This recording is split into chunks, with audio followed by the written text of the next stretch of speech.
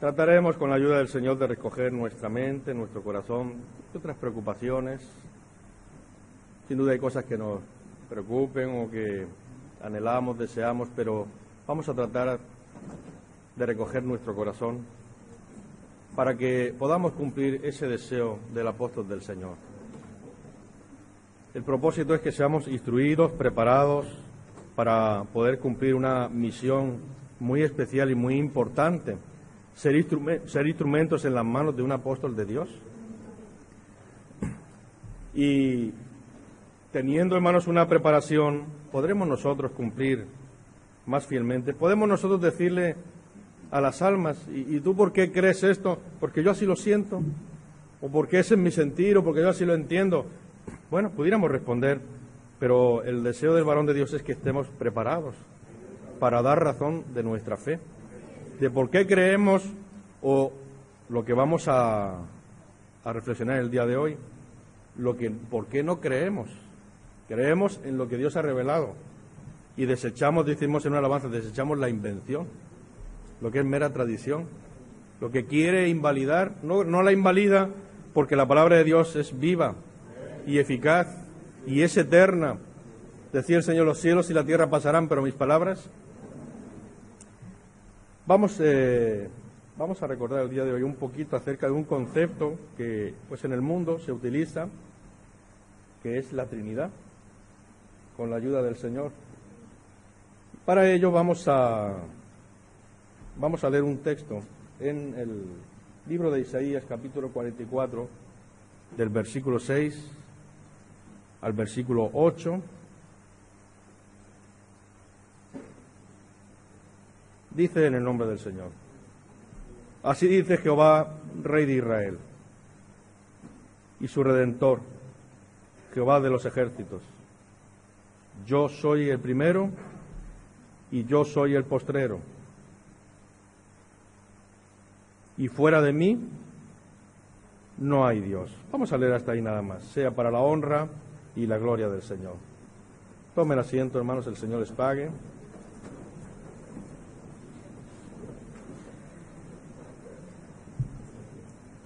El tema que vamos a hablar el día de hoy va a ser un poquito especial la explicación en esta mañana, porque no es propiamente un tema doctrinal. Vamos a recordar, hermanos, un poquito de doctrina, pero sobre todo al hablar de Trinidad no estamos hablando de algo bíblico, sino de ideas, de conceptos humanos. Entonces vamos a tener que tocar un poquito la filosofía de los hombres, algo que nosotros sabemos, que decía el apóstol Pablo, que no deja de ser más que un engaño. En la carta a los Colosenses, capítulo 2, versículo 8, dice: mirad que nadie os engañe, decía el apóstol, en el cuidado que él tenía por la iglesia, mirad que nadie os engañe por medio de filosofías.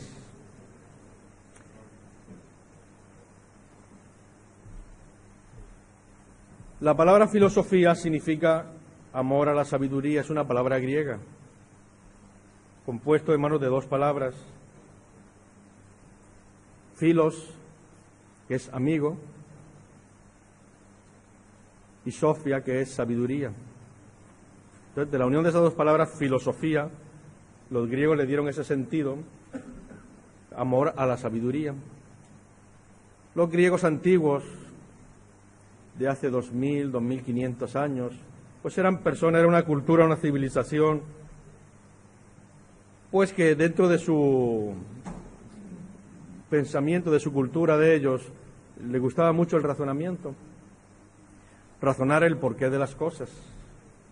No era un pueblo sacerdotal. Hay otras culturas que su fundamento es la religión. Egipto estaba gobernada y dirigida por los sacerdotes, ¿verdad? O en Babilonia, o en Persia, la religión tenía mucha fuerza, hermanos, en la dirección, en la cultura. Era quien lo dirigía todo, ¿verdad?, los conceptos religiosos.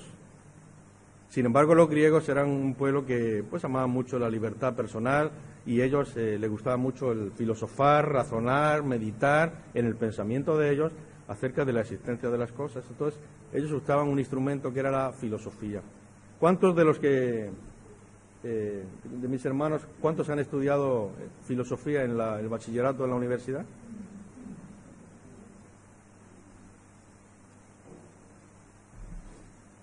Bueno, son varios hermanos, han estudiado filosofía. ¿Cuántos han oído hablar, hermanos, de Platón?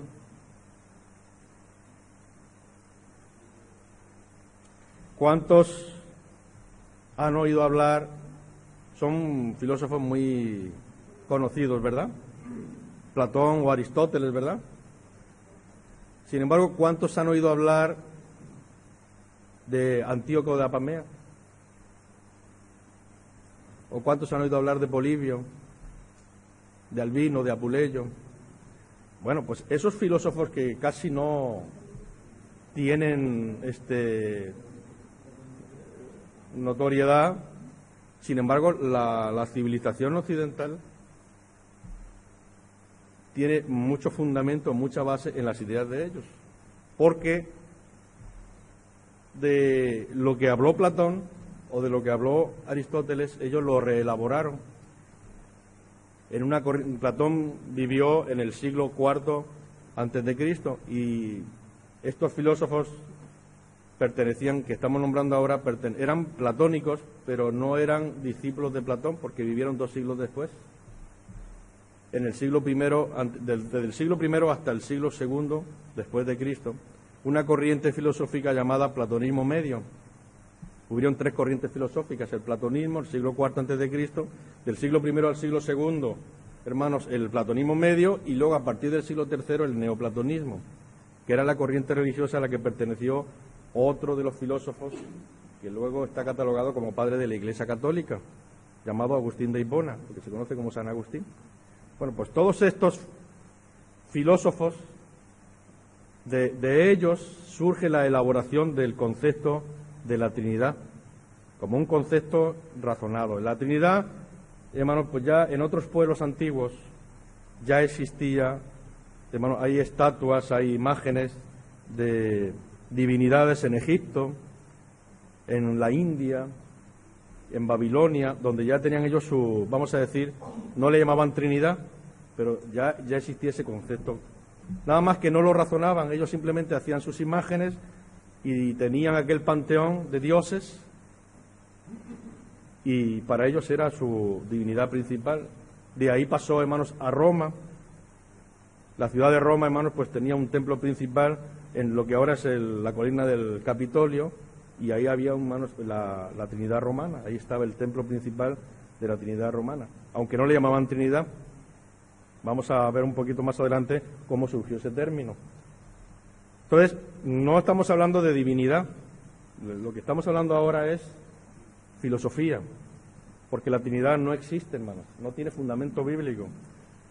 Si nosotros tomamos la Escritura desde el Génesis hasta el Apocalipsis, no hay ningún libro, no hay ningún texto en que aparezca la palabra Trinidad. Y eso lo reconoce la misma Iglesia Católica.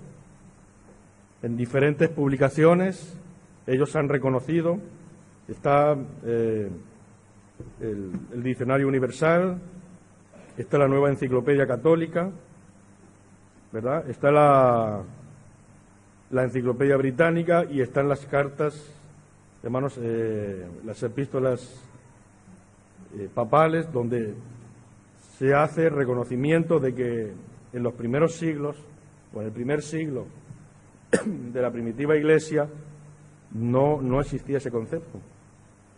Vamos a ver de dónde surgió y por qué surgió. Pero primero tenemos que retrotraernos un poquito al ambiente.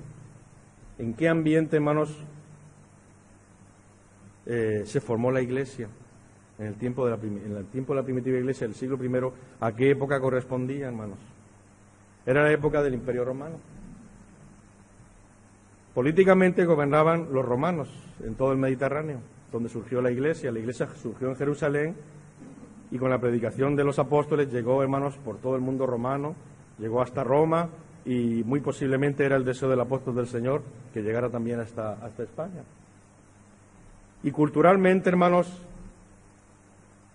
era una etapa, un periodo que se conoce como helenismo. Cuando los griegos, estamos hablando de estas cosas para que ubiquemos y veamos el marco cronológico en que surgió y por qué surgió este concepto. Esto es para que nosotros lo comprendamos, no es para predicarlo. ¿Sí se entiende, hermanos?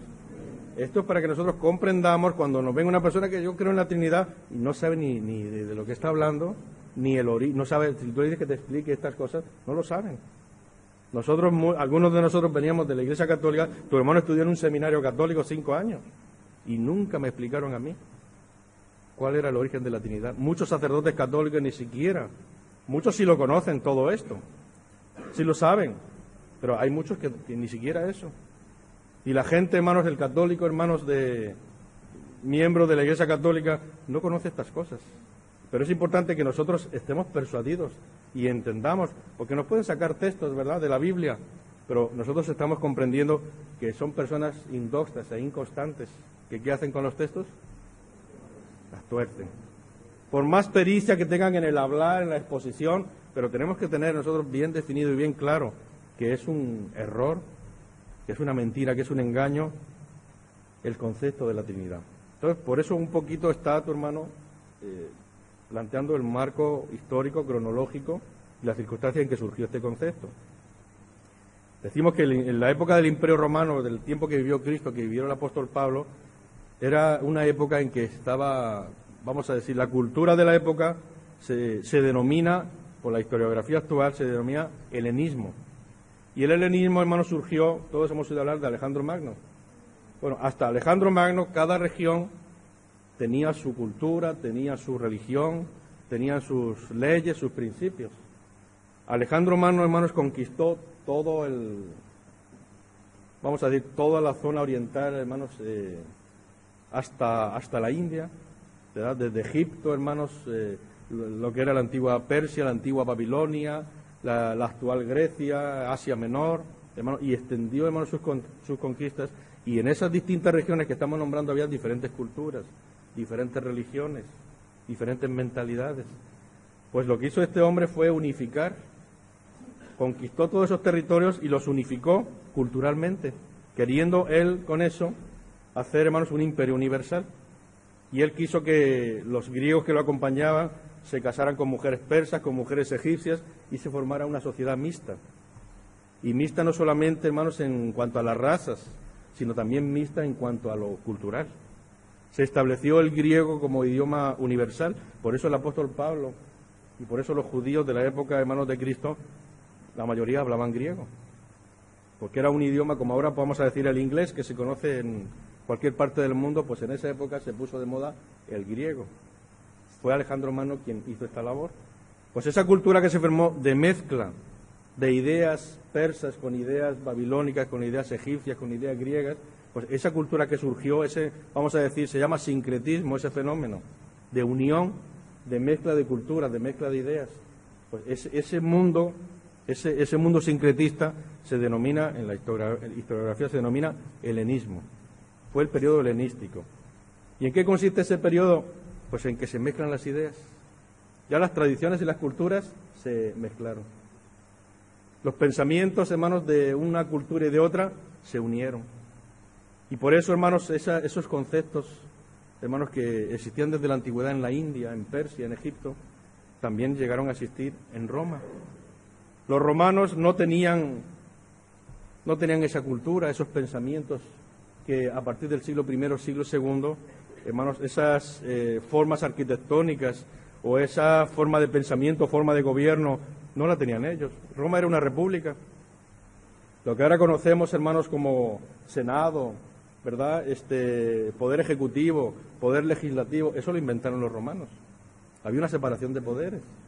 Pero cuando los romanos conquistaron el oriente de Europa y la zona de Grecia, Grecia ya se había convertido en un estado helenístico, ya había asimilado la cultura persa, y la cultura persa era una monarquía absoluta. Y cuando los romanos llegaron, hermanos, y descubrieron, hermanos, esa cultura, pues dejaron de lado, hermanos, la vamos a decir, la separación de poderes o el régimen republicano, y por eso se convirtió Roma en un imperio, a la semejanza, vamos a decir, al modo persa, o como los griegos, hermanos, del tiempo de Alejandro, hermanos, adoptaron esa forma de gobierno. Pues en ese mundo, en ese contexto, hermanos, empezó, hermanos, el Señor, hermanos, a formar su iglesia, levantando primeramente a Cristo y levantando a los apóstoles. Y contra ese mundo y contra esa cultura la iglesia se tuvo que enfrentar. Si fue en Jerusalén, pues la defensa del evangelio fue contra los judíos, contra los fariseos, contra los saduceos. Pero cuando llegó el evangelio, hermanos, a Grecia, y cuando llegó el evangelio a Roma y a otras regiones, ¿cuál era la cultura que estaba de moda? Esta que estamos hablando, ¿verdad? El helenismo. Y en el helenismo había una corriente en esa época, la corriente general se llamaba platonismo medio, o se conoce como platonismo medio. Y en ese pensamiento se tomaban las ideas de Platón y se reelaboraban en sentido religioso. Los que hemos estudiado filosofía sabemos, hermanos, que en la filosofía ha habido distintos periodos. Hubo un primer periodo en que la filosofía se ocupaba de la naturaleza de las cosas. Muchos hemos oído hablar de Tales de Mileto, ¿verdad? Los que hemos estudiado filosofía. Bueno, ¿la filosofía de qué se ocupaba al principio? Pues se ocupaba, hermanos, de tratar de explicar cómo funciona, por qué existen las nubes, ¿verdad? Cómo está formado el mundo, de qué está hecha la materia. Y de esas cosas se ocupaba la filosofía. Eran, por así decir, más que filósofos, en el sentido propio, hermanos, de pensadores, eran científicos. Luego entró la filosofía en un periodo con Sócrates y con Platón, donde ya se empezó a ocupar la filosofía de los aspectos éticos, del comportamiento humano, del sentido, ¿verdad?, del sentido social, hermanos, de la vida, de cómo debe ser el comportamiento, o cómo debe ser el gobierno. Pero ya cuando estamos hablando nosotros del platonismo medio, tomando ideas de Platón, pero la filosofía se empezó a ocupar de conceptos más religiosos, de la creación del universo, del sentido de la vida, de cómo es Dios. No sé si me estoy dando a entender. Sí, la filosofía ha tenido distintos periodos, distintas fases. Y la fase del platonismo medio era una fase que no era ni científica ni ética, sino la filosofía se ocupaba de los aspectos, vamos a decir, metafísicos, religiosos, ¿verdad?, del sentido de la vida. Entonces, esos filósofos, Antíoco de Ascalón, Polibio, Albino, Apuleyo, y uno que quizá es un poco más conocido de nosotros, no sé si han leído a un autor, aún hay un libro que se llama Los 12 Césares. ¿Si han oído hablar del libro Los 12 Césares? Bueno, es un libro donde se habla de la historia de los primeros emperadores, de los primeros Césares, ¿verdad?, que existieron. Y pues ese filósofo escribió, hermanos, o desarrolló un tratado acerca de lo que ya antes había escrito Platón. Platón fue un filósofo del siglo IV a.C., decimos, en el que por primera vez se empezó a tratar de una manera racional, no porque tuviera razón, sino porque trataban de pensar cómo es Dios, ¿verdad? Hasta Platón, los hombres simplemente pues aceptaban, ¿verdad?, como la tradición o la casta sacerdotal en Egipto o en Babilonia o en la misma Grecia, pues decían, no, pues los dioses son de esta manera, o los dioses son así, este es masculino, este es femenino, ¿verdad? Y le daban distintos nombres según su cultura, su tradición, pero no se planteaban cómo es Dios realmente, sino le daban forma de hombre o le daban forma de mujer y le daban nombres. Vamos a decir, era una forma de antropomorfismo, es decir, le daban forma de hombre a Dios. Pero con Platón, él escribió un tratado llamado Timeo. Así se llamó ese libro, Timeo. Y en ese tratado, en ese libro, Platón quiso él explicar o razonar al pensamiento de él cómo era Dios. Y de ese tratado, un tratado o un ensayo de cosmología racional, así se le considera, es decir, sobre el origen del cosmos, el origen del universo, cómo está formada todas las cosas, cuál es el origen de todas las cosas, cómo es el Dios que creó todas las cosas. Pues ese libro fue el libro que tuvo influencia sobre todos los filósofos posteriores, sobre todo los filósofos del platonismo medio. Y de ahí fue que aquellos que quedaron, hermanos, vamos a decir, dirigiendo la iglesia, ya no era la iglesia del Señor, porque sabemos nosotros que somos la iglesia del Señor, en tanto que la autoridad de Dios está en su pueblo, ¿verdad? Porque estando el siervo de Dios con nosotros, ¿verdad que están las puertas de los cielos abiertas? Pero dice el Señor, pero va a llegar el día en que la puerta se va a cerrar. Por la misericordia de Dios, la puerta del Señor sigue abierta.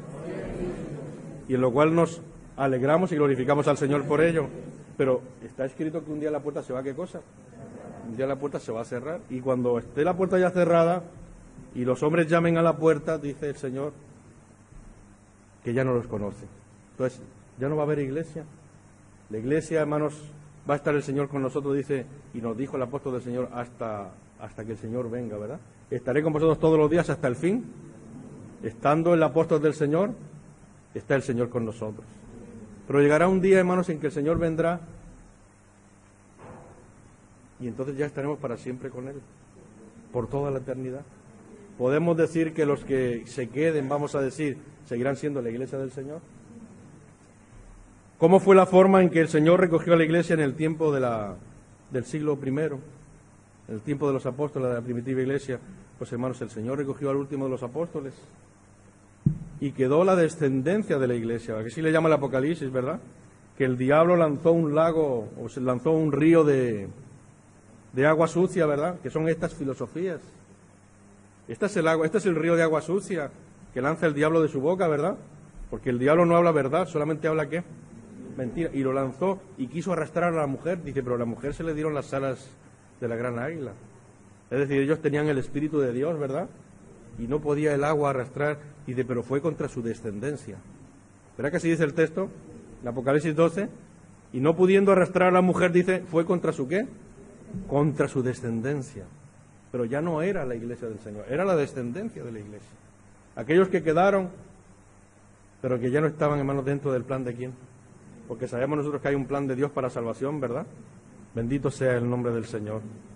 Y, hermanos, pues esa situación fue la que aconteció en la iglesia. Cuando ya no estaba aquel que tenía la revelación, aquel que tenía la autoridad, aquel que podía detener, ¿verdad? Decía el apóstol, ya está, hermanos, ese misterio, decía, de iniquidad en acción, solamente que hay quien al presente lo que pues está detenido, pero dice, un día será quitada del medio aquel que detiene, y entonces sí se manifestará, y se querrá sentar como Dios en la casa de Dios, haciéndose pasar por Dios. Bueno, pues eso pasó en el tiempo de la primitiva iglesia. Cuando ya, hermanos, no estaban los apóstoles, llegaron hombres, llegaron falsos doctores, falsos maestros, hermanos, y empezaron, pues ya los hermanos, sin la dirección de Dios, empezaron ellos a poner a filósofos que les hablaran, que les dirigieran, como obispos, como pastores de la iglesia, pero ya no tenían la doctrina, ya no tenían la revelación. ¿Qué tenían ellos? La filosofía de los hombres. Entonces, eso fue lo que aconteció. Ese fue el origen de que empezaran a introducirse, hermanos, ideas que no tenían que ver con la revelación y con la doctrina. Pero todo empezó, hermanos, con ese libro llamado Timeo, escrito por Platón en torno al año 360 a.C. Platón vivió desde el 428 al 347 a.C. Y el libro Timeo lo escribió en el 360, él tendría cerca de 70 años, 68 años. Y ese libro él quiso desarrollar de una manera racional, es decir, racional es a como él lo entendía. No estamos hablando de revelación. ¿Sí se entiende, hermano, verdad? Racional es que él se ponía a pensar. Él tenía mucha fama, ¿verdad?, de ser un pensador muy elocuente y que cautivaba con sus ideas, con sus pensamientos. Él escribió acerca de política, él escribió, hermano, acerca de moral, acerca de ética, y se puso él, de repente, ya con una edad ya avanzada, se puso a pensar, bueno, ¿y cómo fue la creación del universo? Nuestros padres, nuestros antepasados, utilizan el mito y dicen que la diosa Gea, de la diosa Gea surgió los demás dioses y se formó, hermano, y vivían en el monte Olimpo y empezaron ellos a hablar una serie de cuentos y de mitos y lo aceptaban como mitos y cuentos, ¿verdad? De todo el panteón griego. Hemos oído hablar nosotros ¿verdad?, de Zeus y de Afrodita, ¿verdad?, y en fin, Hermes y de todos los dioses del panteón griego, Poseidón. Bueno, decía Platón, bueno, eso es mito, pero hay una realidad, decía él como pensador, esos son mitos y hay una realidad de las cosas. Entonces él, como no tenía un hombre de Dios que le instruyera y le enseñara, aunque estaban, hermanos, en esa época, pues existían los profetas allí en Israel, pero los griegos, pues ellos no creían en esas cosas. ¿Habían hombres de Dios que pudieran enseñar la verdad de Dios? ¿Qué decía el Señor? Profeta los levantaré. Y yo pondré mis palabras y él hablará todo lo que yo le qué. Pero estos hombres no aceptaban esa autoridad, no aceptaban a los profetas. Los griegos llamaban, a los que no eran griegos, le llamaban bárbaros. En el idioma griego, keltoi, pero significa bárbaro. Los tomaban como bárbaros, como personas de segunda categoría. Entonces Platón, hermanos, empieza a pensar, pues, ¿y cómo será Dios? Porque Dios no es ese cúmulo de divinidades, de hombres y mujeres que procrean y se enfadan y se enojan y luchan entre ellos. No, esos son mitos. Existe algo que creó el universo y empieza Platón a pensar cómo será lo que ha creado el universo. Y entonces escribe ese libro llamado Timeo y ahí empieza a plasmar sus propios pensamientos de hombre. No revelación de Dios, ¿sí se entiende, verdad? Pensamientos de hombre. Y en ese tratado de cosmología, influido por matemáticas pitagóricas. Fíjense, hermanos, él estaba bebiendo lo que a su vez, lo que estaba hablando, lo había vivido a su vez de otros filósofos. Y las ideas y los conceptos que a él le parecían acertadas o buenas de otros filósofos, las tomaba él y reelaboró un libro. Y en ese libro empezó él a plasmar esas ideas. ¿Cómo pensaba él que era Dios? Y él atribuyó a Dios un ser y empezó a utilizar expresiones y conceptos filosóficos, porque eso es una característica de la filosofía, que utiliza palabras nuevas, conceptos nuevos, inventados, para desarrollar o para explicar conceptos nuevos. Y los griegos inventaron una palabra llamada hipóstasis.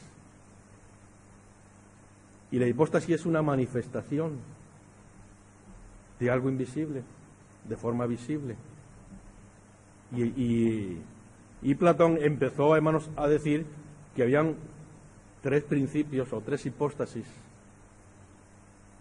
que eran el principio de todas las cosas, que él le llamaba el ser, el logos y la bondad. El ser, el logos y la bondad. El ser como la entidad que tiene un inicio en sí mismo, el logos que viene siendo, como le denomina él, el demiurgo, es decir, el que crea, el que forma todas las cosas, y la bondad que lo gobierna todo. Y a estos tres principios o a estas tres hipóstasis, dice, son los principios que dieron origen al universo y a todas las cosas. Fíjense, ¿esto fue una revelación de Dios? ¿Qué fue esto, hermanos? Una persona ya de 68 años, hermanos, que empezó él estando en su cama o estando en el campo o estando él sentado o estando lo que estuviera haciendo él, y su afición de él era pensar. Él creó una escuela llamada la Academia en Atenas, ¿verdad? Y ahí iban, pues los hijos, me imagino, de las personas más pudientes, iban a ese lugar, ¿verdad? Y ahí se instruían en esos principios. Pero eran principios e ideas de hombres. Porque los griegos, hermanos, ellos no creían en sí, hermanos, en las divinidades. Ellos sabían que era un mito. Para ellos era solamente una tradición. Por eso los filósofos empezaron ellos a razonar cómo será el origen de las cosas, cómo será el origen del universo, cómo se habrán formado todas, qué sentido tienen las cosas. Y la afición de ellos era el pensamiento, ¿verdad? La filosofía. Y los hijos de las personas más pudientes iban a esas escuelas. Y ahí en esos pensamientos se instruían ellos. Entonces, ese pensamiento o esa idea de una Trinidad que gobierna todas las cosas ya existía en otras culturas, ya existía entre los egipcios, ya existía entre los persas, entre los babilónicos, pero existía solamente como un concepto religioso. Ahí tenían ellos sus dioses en los que ellos creían, las tres divinidades principales, y les hacían imágenes y les hacían un templo y los adoraban, pero no razonaban acerca de ellos, acerca de ese pensamiento, de ese concepto. Platón fue el primero en que empezó ¿a qué? A razonar cómo será ese principio trinitario, o ese principio triple. Bueno, pasaron los siglos, aquí nada más estaba Platón planteándose cómo será Dios. Pero pasaron los siglos y surgió o se renovó una corriente de filósofos menos nombrados, los que hemos nombrado hace un momento, ¿verdad? Que casi no se conocen, pero son los que reelaboraron el pensamiento de Platón, pero en un sentido religioso.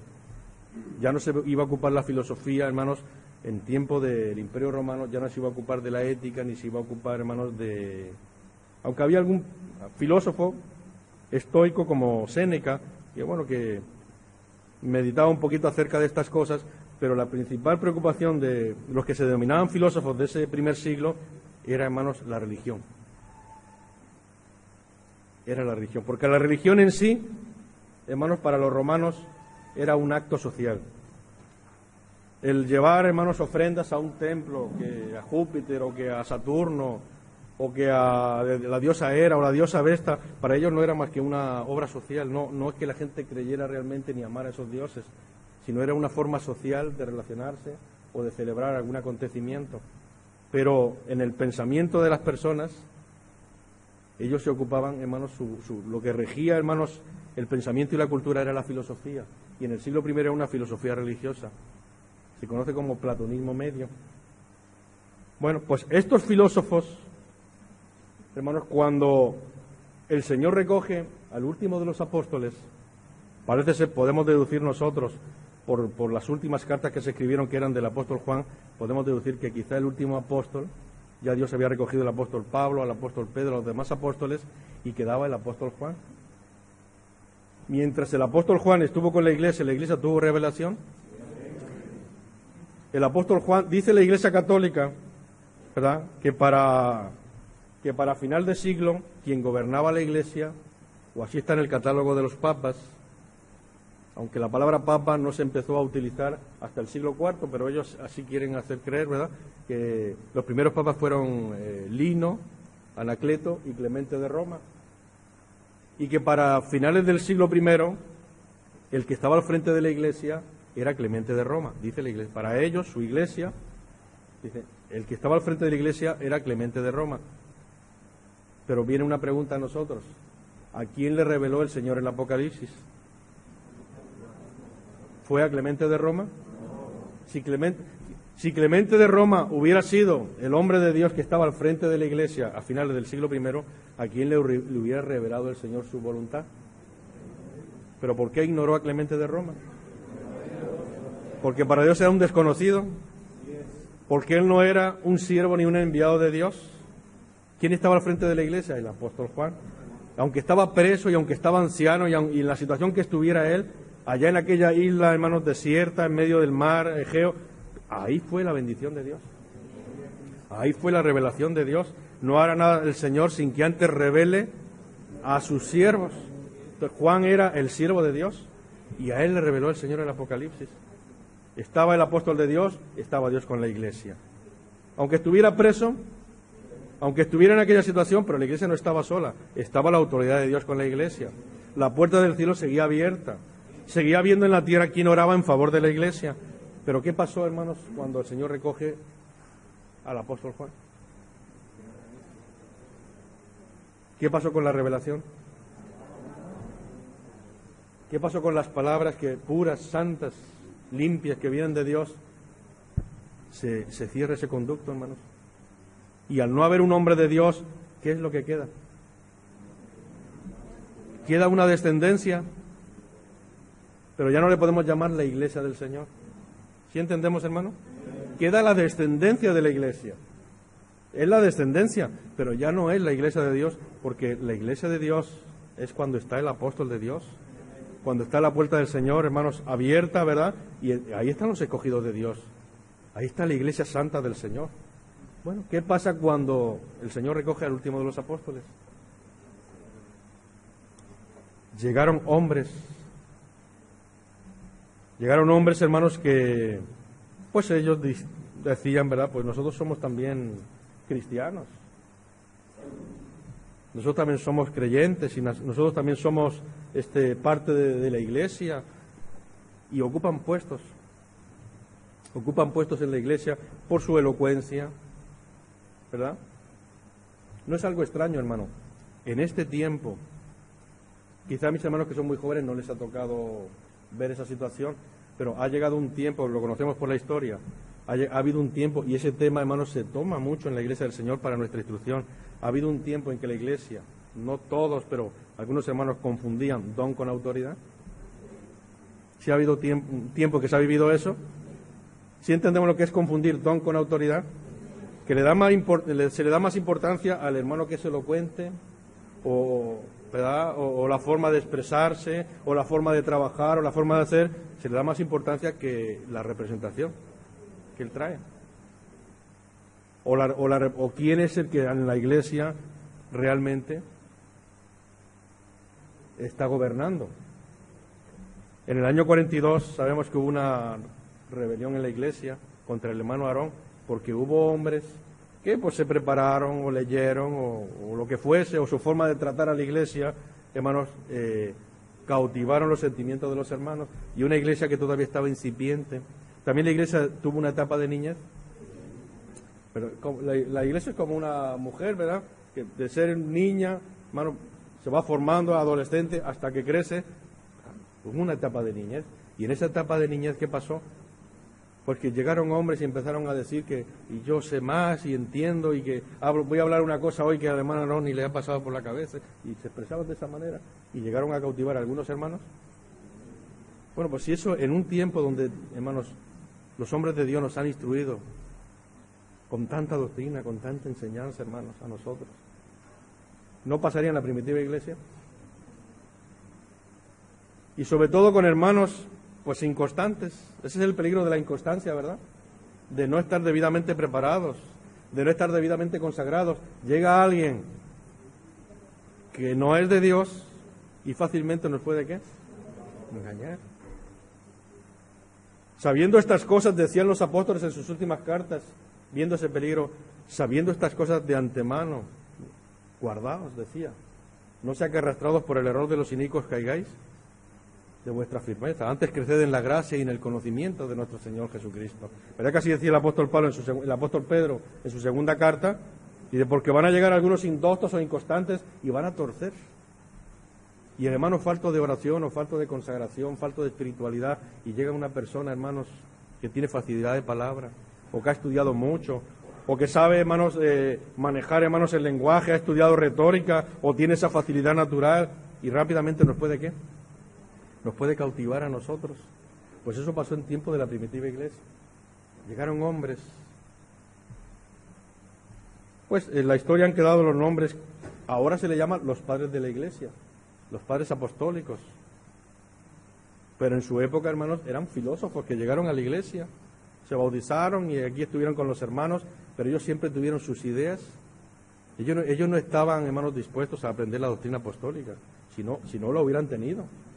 Pero ellos no tenían ese pensamiento, ellos eran filósofos de esa corriente del platonismo medio. de esa corriente religiosa, hermanos, que tenía el concepto, el pensamiento, que había, hermanos, una naturaleza divina formada por tres hipóstasis, o tres personas, o tres entidades principales: el ser, el logos o el razonamiento y la bondad. Y imbuidos de esas ideas llegaron hombres como Justino, ¿hemos oído hablar de Justino? O San Justino, ¿verdad? Clemente de Alejandría, Orígenes, Eusebio de Cesarea, Numenio. Estos hombres, luego más tarde llegó, hermanos, Agustín de Hipona, y todos estos filósofos, Teófilo de Antioquía, Tertuliano. Eso está, todas estas, en la Iglesia Católica, dentro de los estudios que tienen, hermanos, en teología, bueno, pues a este periodo, a esta época se le llama la patrística. El estudio de la patrística es la patrología, es decir, el estudio de los santos padres. ¿Y quién eran los santos padres? Eran filósofos, hermanos. Y de esas personas, y de esos conceptos, y de esas ideas que ellos hablaban, viene la doctrina de la Iglesia Católica. ¿Sí me dio a entender, hermano? Esa es la realidad de esa iglesia mayoritaria que pues a base de pactos y de dominio y de contratos con los reyes ha llegado a dominar en el mundo entero, con engaños, con falacias. Y la cultura occidental, hermano, está imbuido de ese pensamiento, porque durante muchos siglos el papado y la Iglesia romana ha gobernado en lo que es Occidente, ¿verdad? Y muchos de nosotros venimos de esa iglesia. Y pues mis hermanos, posiblemente la mayoría han nacido en la iglesia del Señor, tuvieron esa bendición, pero los que venimos del mundo, tu hermano que estudia en un seminario, de esa iglesia venimos. Y esa doctrina que enseña la Iglesia Católica, ¿es doctrina bíblica? Si nosotros comparamos la enseñanza de la Iglesia Católica con la doctrina que enseña la palabra de Dios, la doctrina apostólica, ¿coincide? Pero ellos van a tener sus maestros de retórica y sus maestros de filosofía que saben manejar las palabras y los conceptos.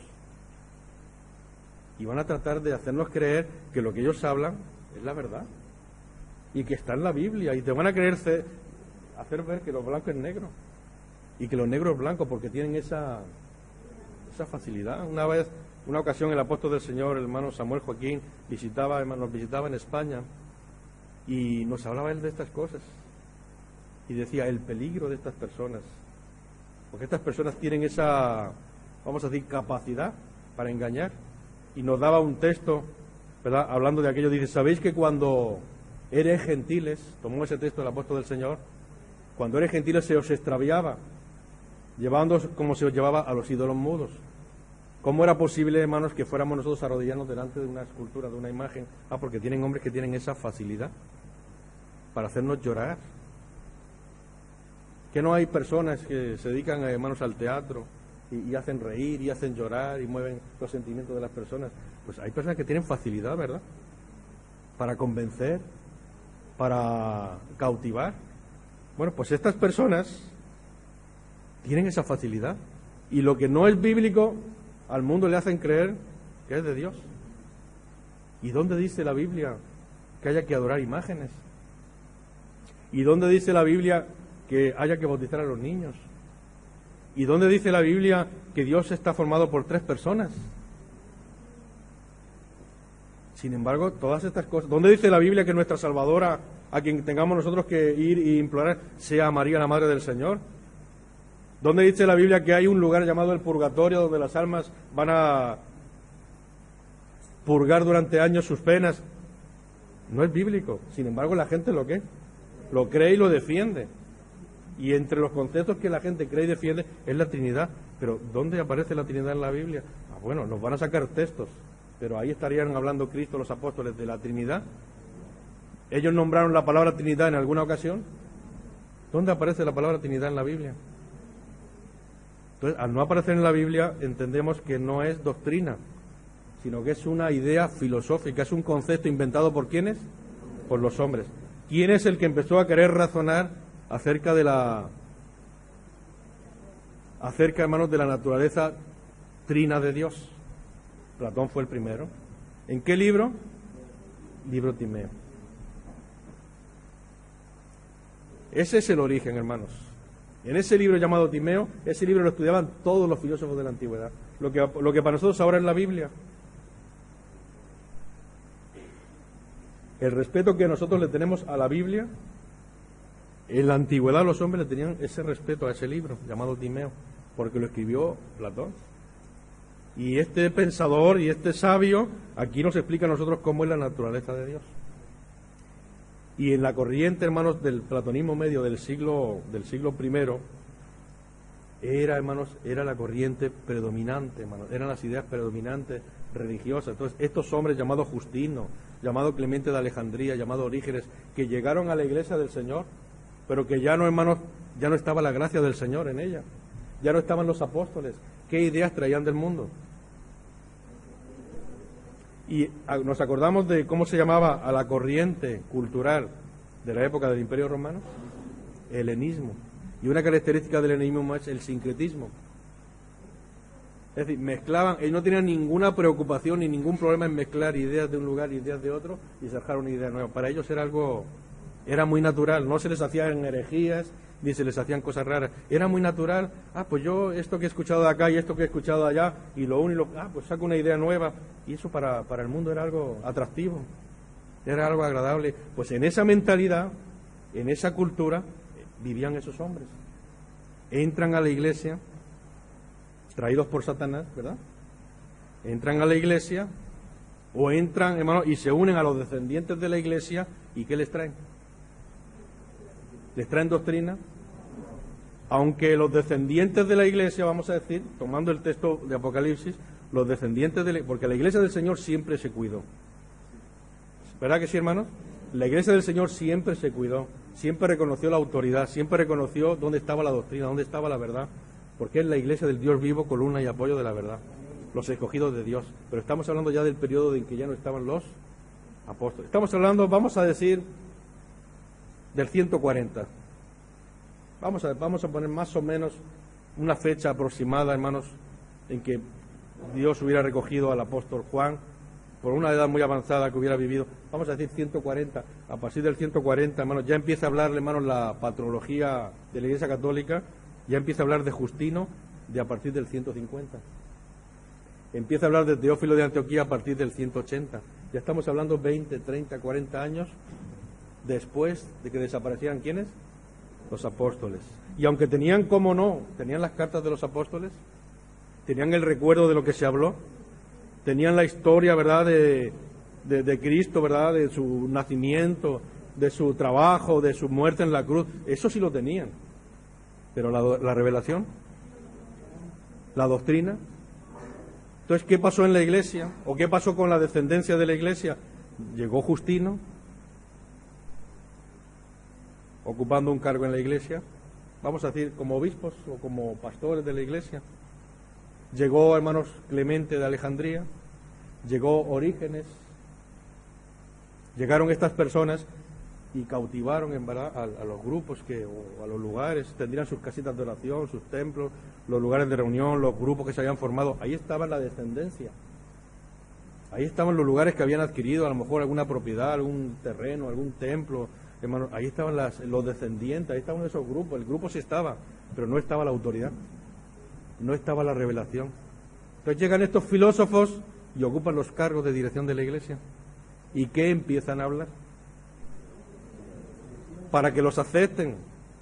Pues llega una persona, hermanos, que no sabe hablar bien y que tartamudea y que no se expresa y que no lo respetan, porque ya no había autoridad. ¿Cuál era la única forma de hacerse valer? No había autoridad, la única forma de hacerse valer era la elocuencia, la retórica, las ideas, los conceptos, ¿verdad? Y vamos a decir, esas personas, hermanos, que quedaron como iglesia, como si fueran la iglesia, esa era la cultura, hermanos, en la que ellos vivían. Ya no estaba un hombre de Dios que los cuidara, que los defendiera, que los previniera, que la filosofía era un engaño, que no se dejaran llevar por las cosas de este mundo. Y se imbuyeron, hermanos, de esas ideas filosóficas y de ese mundo cultural, el helenismo, y la iglesia pues formó parte del mundo también. Y llegaron estos hombres y empezaron a introducir esas ideas platónicas, es lo que ellos conocían. Ellos habían leído a Timeo, habían estudiado a Platón, ¿Y qué concepto tenían de Dios? ¿El concepto apostólico? Ellos habían tenido un hombre de Dios que les enseñara que Dios es uno. Tenían un hombre de Dios que les enseñara que solamente hay un Dios y un mediador entre Dios y los hombres. ¿Entendían ellos de estas cosas? No, ellos tenían las ideas filosóficas. Entonces llegan, hermanos, y empiezan ellos a imbuir a ese grupo que se denominaba iglesia, empiezan a imbuirlos de estas doctrinas. Y empiezan a tomarlo como doctrina. ¿Sí se entiende, hermanos? Empiezan a tomarlo ya como doctrina, las ideas filosóficas. Hablando del mundo helenístico, una de las características es que asimilaban ideas y pensamientos. Como dice en el libro de Apocalipsis, en que se convirtió esa iglesia falsa, esa iglesia apóstata. ¿Verdad que dice el nido de toda ave sucia? ¿En qué se convirtió? Todas las ideas y todos los personajes y todos los filósofos y aventureros, hermanos, que llegaban a la iglesia, veían un lugar, un campo apropiado ellos para desarrollar su persona, sus ideas, sus pensamientos. Llegaban ahí, ¿verdad? Y ahí llegaban, hermanos, y se fue formando ese grupo religioso que seguían llamándose cristianos. ¿Sí se entiende, hermanos? Al grupo, a los seguidores de Cristo, se le empezó a llamar cristianos en Antioquía. Partió Cristo y partieron los apóstoles. Ya no estaba la verdadera iglesia sobre la tierra, estaba su descendencia, pero se seguían llamando cristianos. ¿Porque creían en quién? En Cristo. Porque recordaban a Cristo, pero ya no tenían la doctrina apostólica. Pero ellos se seguían denominando como cristianos. Pero esos cristianos, ¿qué doctrinas tenían? Cuando estaban los apóstoles era el verdadero cristianismo, era la doctrina apostólica, ¿verdad? Era la doctrina de los apóstoles, pero cuando ya no estaban los apóstoles, ¿en qué se convirtió ese cristianismo? Se convirtió en un cristianismo helenístico. Cuando estaban los apóstoles era una iglesia apostólica, pero cuando ya no estaban los apóstoles era un cristianismo helenístico. Es decir, hermanos, ya eran personas que se denominaban cristianos, pero que ya no usaban la doctrina apostólica, sino tenían ya las ideas. Bueno, esto pasó, hermanos, en el libro de los Jueces. Hay un texto donde habla, hermanos, de que cuando murió Josué, el siervo de Dios, y murieron aquellos que conocieron a Josué, y se levantó otra generación que ya no conocía a Jehová. Lo hemos leído muchas veces, ¿verdad? Bueno, pues esto pasó también, ya comenzando el siglo II. Recoge el Señor en su plan bendito, porque todo está ya trazado por Dios en un plan, ¿verdad? Recoge el Señor a su apóstol, y la descendencia de la iglesia, hermanos, se introducen los filósofos y convierten, hermanos, a lo que fue la iglesia del Señor, a su descendencia, la convierten en un cristianismo helenístico. Todavía no es iglesia católica. Nos da un poquito de tiempo, vamos a analizarlo. Desde el 140 vamos a hacer como una especie de resumen, hermanos. No es doctrina lo que estamos hablando, ¿verdad? Es una preparación para que entendamos nosotros el origen de ese concepto llamado Trinidad. Desde el 140, aproximadamente siglo II, existirá un cristianismo helenístico, sincretista. ¿Sí entendemos lo que significa sincretista? Que mezcla unas ideas con otras y forman una idea nueva. Ese fenómeno se llama sincretismo, la unión de distintas ideas para sacar ideas nuevas. Eso estaba bien visto en esa época todavía, en el siglo II. Vamos a ver que unos siglos después, ya a los que ya tenían ideas distintas, a la corriente principal, apoyada por los emperadores, ya se le empezó a denominar herejes. Y ya se les empezó a prohibir la exposición de sus ideas. Pero esos son dos siglos después. Pero todavía hablamos del siglo II, estaba de moda la cultura helenística, el sincretismo. Y esa iglesia o ese grupo, vamos a decir iglesia en el sentido de congregación, no porque era la iglesia del Señor. Esa iglesia o ese grupo que quedó era un cristianismo, ya no era iglesia apostólica. ¿Sí se entiende, hermanos? Decimos iglesia apostólica porque hay al frente de ella un apóstol, con la revelación de Dios. Eso fue mientras vivió el apóstol Pedro, y mientras vivió el apóstol Pablo, mientras vivió el apóstol Juan. La iglesia del Señor era la iglesia apostólica, como en este tiempo lo somos nosotros por la gracia del Señor. Pero ¿qué pasó, hermanos, cuando ya no estaban los apóstoles? ¿Qué quedó en la tierra? Un cristianismo helenístico, sincretista, en continua metamorfosis. Vamos, en cambio, iban añadiendo ideas nuevas y la iglesia no estaba definida la iglesia, sino que iban adquiriendo ideas, pensamientos, ¿verdad? Llegaban otros filósofos con otros conceptos, ¿verdad? Y todo eso se iba asimilando. Entonces, desde esa temprana época, principios del siglo II, ese cristianismo helenístico estuvo inundado por filósofos del platonismo medio. Los llamados se conocen en la historia de la Iglesia Católica y en la historiografía como los apologistas y como los santos padres, así se les denomina. A Justino, a Clemente, a Ireneo de León, apologistas. ¿Por qué apologistas? Porque en esa época, hermanos, pues habían otras corrientes filosóficas que no querían ser desplazadas, claro, cada corriente pues quiere el mayor número de discípulos, ¿verdad? Porque para ellos se traduce, el número de discípulos se traduce en influencia social, se traduce en poder o se traduce en riqueza. Entonces, pues habían distintas corrientes y con el cristianismo pues estaban otras corrientes religiosas. Entonces, los que estaban al frente de ese cristianismo helenístico, pues ellos trataban de defender, ¿verdad?, a su pensamiento de ellos la religión cristiana. Justino, Clemente, Ireneo, trataban ellos de defender, o Tertuliano, trataban de defender la religión cristiana o la enseñanza que ellos tenían, pero ya no era enseñanza divina. ¿Y cómo la defendían? A nosotros, ¿cómo se nos ha enseñado por un hombre de Dios a defender la iglesia del Señor? No, pues sí porque sí, o no porque no. O vamos a tomar nosotros conceptos filosóficos para defender la divinidad, o para defender la enseñanza del alma, o para defender la elección, vamos a tomar conceptos filosóficos. No, un siervo de Dios nos ha enseñado a usar doctrina. Esa es la herramienta, la palabra de Dios, ¿verdad? Pero se usa lo que se tiene, y estas personas tenían palabra de Dios, tenían revelación, tenían doctrina. Entonces, ¿qué arma utilizaron ellos para defender lo que ellos tenían? La filosofía. Entonces se llamaban apologistas, o como es una expresión griega que significa defensores, y ellos empezaban a escribir cartas o tratados, ya sea a los gobernantes, o ya sea a otros abogados, o ya sea a otros filósofos, y empezaban a escribir tratados acerca de la Iglesia y acerca de Dios, pero que ya no para nada tenía que ver con la doctrina apostólica, sino usando herramientas y conceptos filosóficos. Así enseñó el apóstol Juan. Así enseñó el apóstol Pablo. ¿Qué decía el apóstol Pablo? Mirad que nadie os engañe por medio de filosofía, según las tradiciones y no según quién, porque en él está la plenitud de la divinidad, en la revelación, en la doctrina, en la enseñanza. Pero estos hombres, hermanos, utilizaban expresiones que ya no tenían nada que ver con la doctrina apostólica.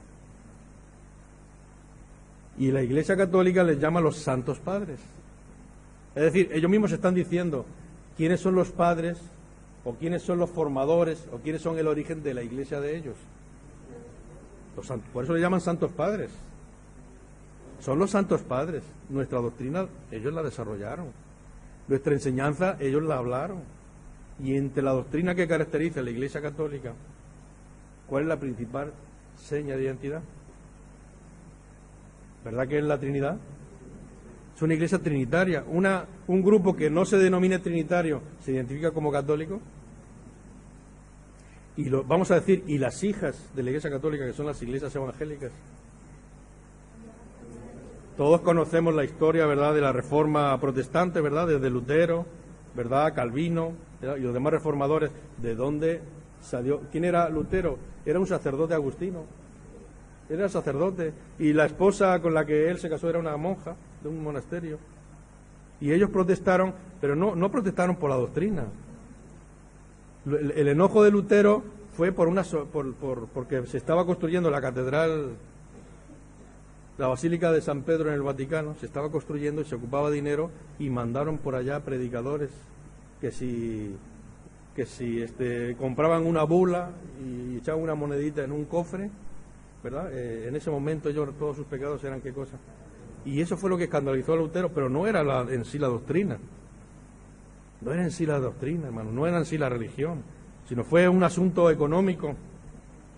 Él venía de Roma, él había estado en Roma, se había escandalizado por la avaricia de los sacerdotes, por la vida que llevaba, y él llegó escandalizado, y entonces, hermano, pues tuvo el apoyo por ahí de algunos príncipes, y le dijeron, pues ¿para qué le mandas los diezmos al Papa? Si tú desconoces al Papa, pues ya no tienes que mandarle tus diezmos ni tus ofrendas a Roma. ¿Para qué le mandas tu dinero a Roma? Y se pusieron de acuerdo, hermanos, y bueno, pues ya fue de parte de Dios, hermanos, para que con el paso de los años hubiera libertad religiosa. ¿Sí se entiende, verdad? Pero en realidad el origen no es divino tampoco de esas iglesias. No es porque Dios le hablara a un hombre de Dios como le habló al hermano Aarón, o como le habló al hermano Samuel, o como le ha hablado al hermano Nasón.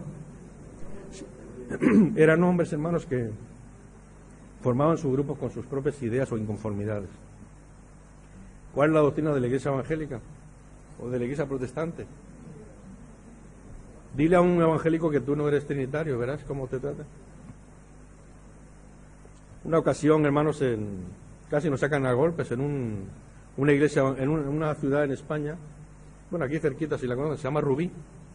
Y pues saliendo a la obra, en alguna ocasión fuimos a un grupo, un lugar de reunión de evangélicos ahí en Rubí, y hermanos, pues estábamos empezando en la obra.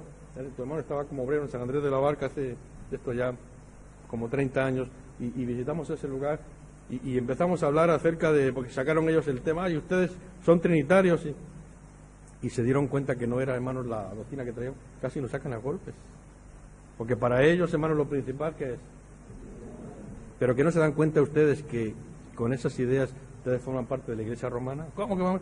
Pues esa es la predicación. En ese bautismo bautiza la iglesia romana, en el nombre de la Trinidad, y así bautizan los evangélicos, los protestantes también. Son igual, casi a golpes nos sacan. Pero es que en realidad, hermanos, dice la Biblia, el Apocalipsis, está la gran ramera y está sus ¿qué? Están sus hijas también. Sin embargo, qué distinta es la iglesia del Señor. Y a ellos se le llama el nido de toda ave sucia, porque todas las ideas y filosofías del mundo ahí fueron a parar. Entonces, en ese siglo, donde se levantaron esos santos padres y vamos a decir, gobernaron la iglesia, entre ellos Agustín de Hipona, dejaron de denominarse filósofos. La palabra filosofía pues tiene una connotación, vamos a decir, pagana, porque antes de Cristo ya existían los filósofos. Entonces ellos, para no verse como paganos, pues ya delante de la iglesia, nosotros no, están hablando conceptos filosóficos, porque la Trinidad es un concepto filosófico. Decimos, no es doctrina, esto es filosofía, ¿verdad? Entonces ellos dicen, no, pues yo no soy filósofo, yo soy teólogo. Y eso es una palabra que ya utilizaban los griegos, ¿verdad? Para los que filosofaban acerca, hermanos, de la divinidad. A eso se llama teólogos, los que razonan, los que filosofan o los que piensan acerca de la divinidad. Bueno, yo no soy filósofo. Los filósofos me van a confundir con Platón, con Aristóteles y con aquellos griegos o antiguos que eran paganos. Bueno, yo soy cristiano, entonces ya no me puedo llamar filósofo, ahora soy teólogo. Pero filósofo y teólogo es lo que es lo mismo, hermano. Son personas que la teología que es, pues es un razonamiento, una disertación acerca de las cosas de Dios, pero que no tiene base en la doctrina. Una cosa es la revelación y otra cosa es la teología. Y en la Iglesia del Señor nos llamamos nosotros por teologías. Estudiamos libros de teología nosotros para pararnos a hablar a la Iglesia del Señor. ¿Ese es el alimento que le damos a la Iglesia del Señor? No, hermanos, porque todo eso, vamos a decir así, eso es basura, hermanos. Son cosas que no tienen nada que ver con lo de quién. Nada que ver con lo de Dios, hermano. Entonces,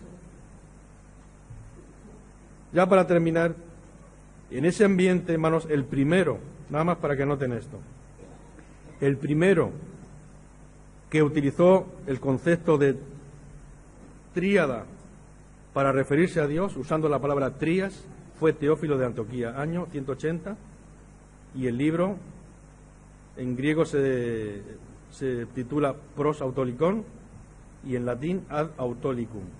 Teófilo de Antioquía, 180 después de Cristo, el primero en usar la palabra trías. Y en el 215, el primero en utilizar la expresión latina trinitas, trias es griego y trinitas es latín. De trinitas, de la palabra trinitas, viene Trinidad. En el 215, después de Cristo, Tertuliano fue el primero en aplicar el vocablo latino trinitas a las tres hipóstasis que formaban la naturaleza de Dios. En la obra, hay dos obras que él escribió, año 215, un libro llamado De Pudictia, que significa la modestia, y otro libro llamado Adversus Praxeam. ¿Cómo se llamó el primero que utilizó la palabra Trinidad? Teófilo de no, ese fue Trías, en griego. La palabra Trías en griego, Teófilo de Antioquía. Tertuliano fue el primero en que utilizó la palabra Trinitas, de donde viene la palabra Trinidad, hermanos. Pues la hora, hermanos, ya es llegada, el tiempo se ha pasado. Hermanos, de todas formas, pues son cosas que no como doctrina, sino como, hermanos, una prevención para que conozcamos nosotros el origen de estas cosas. Por eso lo hemos planteado de esta manera. Bueno, esto poquito, hermanos, que sea para la honra y la gloria del Señor.